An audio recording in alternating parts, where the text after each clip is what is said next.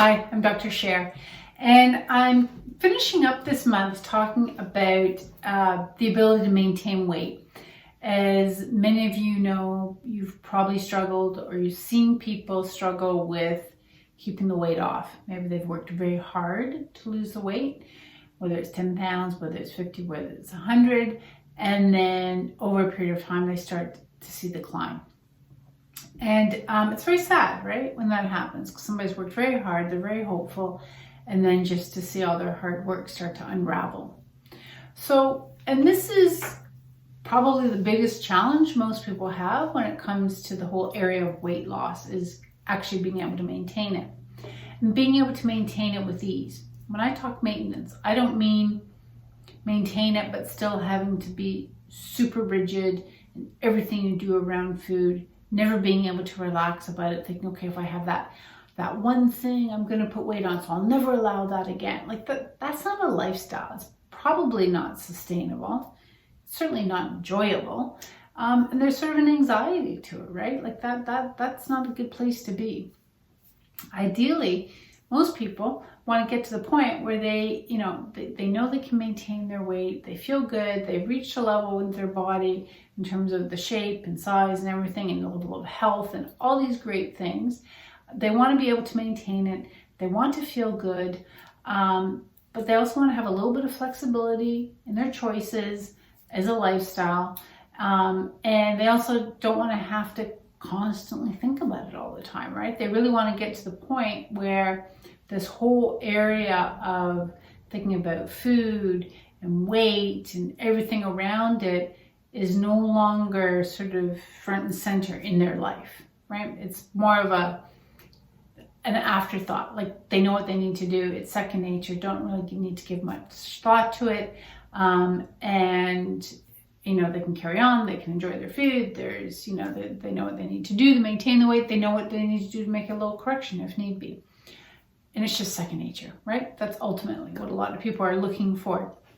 So I just want to kind of summarize over the month what I've been talking about and kind of put it all together, with that being ultimately the goal. Certainly that's what in my programs and what I'm aiming for with my clients. And there's 5 principles to the program to help set them up, not just to lose it, but to move towards that bigger picture, that lifestyle, which I call, having freedom in your body. So freedom in your body, freedom in your mindset, more freedom in your lifestyle, all of it, which is completely possible. But it's a process, right, to get to that. So just as a summary from things I talked about over the course of the last several weeks, first of all, routines are important. People will establish certain routines when they're trying to lose weight, often will let it go when they go to maintaining. Having routine in your life where 80% of the time you're following a routine, you know what you need to do. The benefit of that when it comes into maintenance is that even though you might think, oh, it sounds kind of restrictive, it actually isn't. It's more liberating, because when you create the habits, create the patterns, the routines, all these things as part of maintenance, particularly in the first phase, which may take a little more of a conscious effort, so to speak, but eventually it becomes second nature. So that you don't need to think about it. You can let it go. You just, you automatically know what you need in the house, in the groceries. It's not taking all this meal planning and this and that. You've got it, right?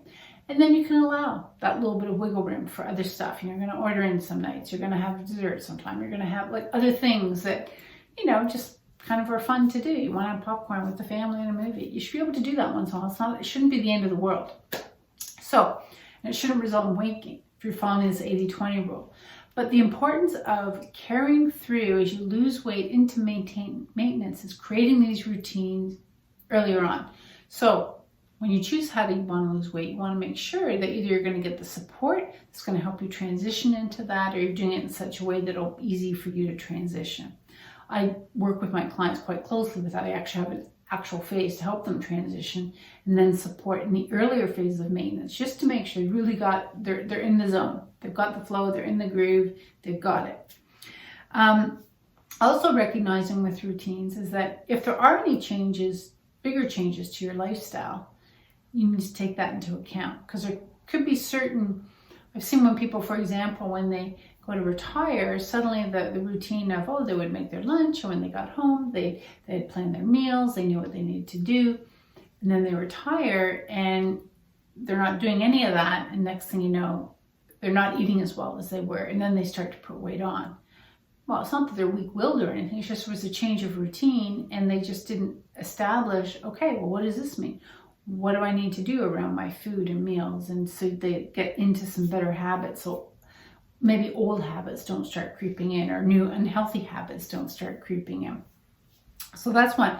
Being mindful of it, life changes, so being aware of this when there's a change, you might need to kind of mindfully create some new habits and routines so that it's very conscious of it. It doesn't just sort of evolve in a direction that you don't want it to evolve in.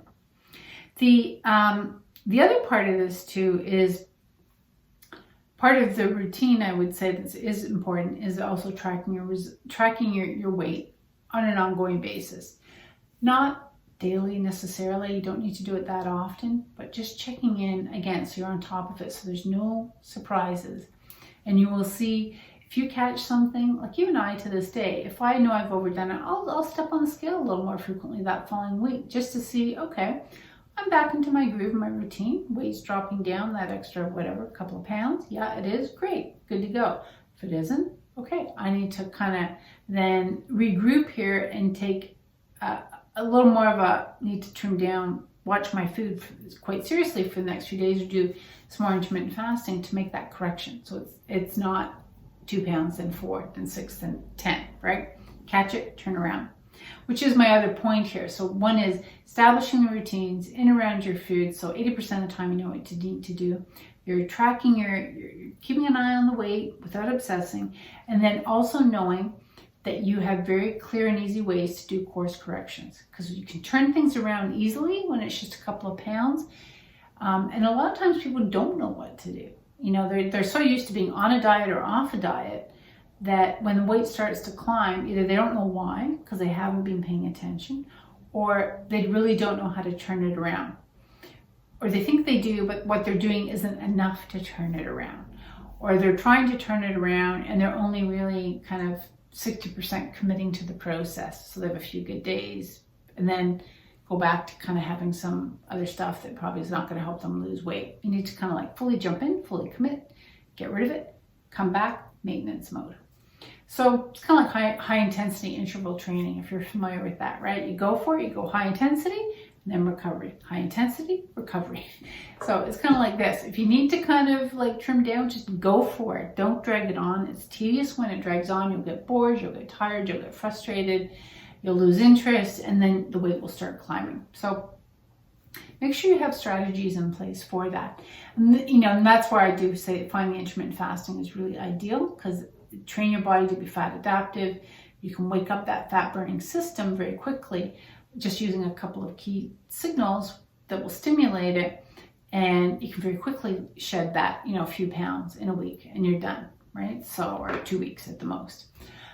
So that's the summary of it all. It's really not rocket science.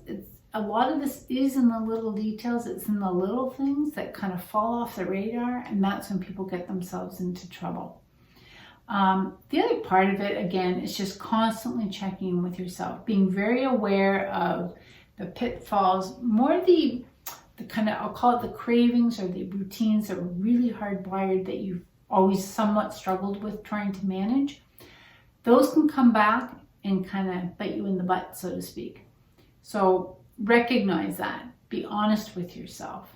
If your go-to in the afternoon is to have a sugary thing, well then maybe that's not the best time really to ever have it. If you're going to have something like that, do it a different time of day, or, you know, after a dinner or something like that. You need to be very careful at the times or the situations that are had been in the past, strongly hardwired for turning to certain foods that, you know, are not going to help you, certainly aren't going to help you lose weight. And if you do too much of it, it's going to contribute to gaining weight. So just recognize this. Be honest with yourself. Recognize, I'm in control here. I'm making a mindful, conscious choice to have this, and that's okay. I could just as easily not have it, versus something else is driving you to like have that food, and it's happening again and again and again. That's a totally different situation. There's a big distinction there around what's motivating that desire for the food. So be honest with yourself, check in, create the routines, and you can be fine. It's totally doable to make this change. I know if people have yo-yoed, they find it hard to believe it's possible, but it is. Given the right tools, given the right mindset, and maybe you need the right support to get you to that stage. Most of us don't change habits easily, not just around food, but generally speaking, it's probably one of the hardest things for people to do. And so getting support around that can make a big difference so that it becomes a permanent change, not just a temporary, white knuckled your way through it, but never really dealt with some of the issues that were driving those behaviors. Okay, so that's it. If you feel that you do need help with, you really love the idea of a longer term vision, this idea of body freedom, this idea of truly being able to maintain your weight, you're not just looking for a quick fix, then I highly recommend that you reach out to me. I mean, you can go to my website, you can book a complimentary call. That's where I can get a better sense of what's going on with you, what has gone on, what's tripped you up in the past, and then can give you a lot of clarity around what it is that you need to be able to kind of turn this around. So not just to lose the weight, but what you need in place as you lose weight. So also you can maintain the weight ultimately, right? That's what you want. Okay, well, thank you. And I will be back again. Bye-bye.